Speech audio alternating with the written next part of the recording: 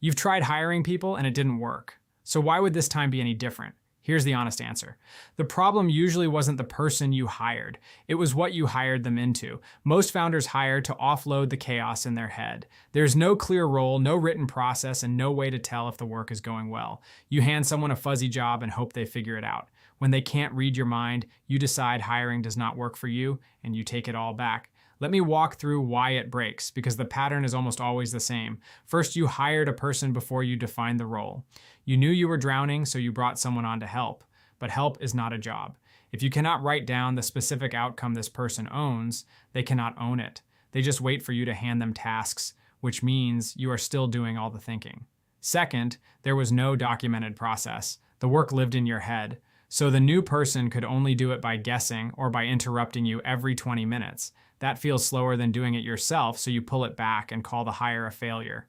Third, there was no scorecard. You had no simple way to see if the person was winning or losing. Without a number or a clear standard, you manage by vibe, and you feel let down without being able to say why. Fourth, you never actually let go. You handed over the task but kept every decision. So the person could act but not decide, and every path still ran through you. You stayed the bottleneck and blamed the hire. So here's what makes it different this time. You flip the order. Start with the outcome. Before you hire, write one sentence for the role. What does this person own, and what does success look like? If you cannot write it, you are not ready to hire for it yet. Then document the process once, not a giant manual, just the steps you already do written down so the work does not depend on you being in the room.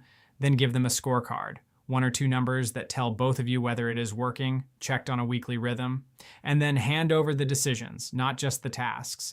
Let them own the call inside clear guardrails. That is the moment you actually get time back.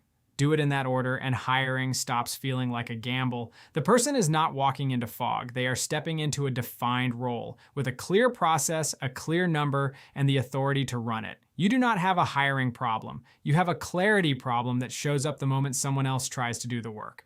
Fix the role before you fix the resume. Stop building alone. Start free at foundersbestfriend.com.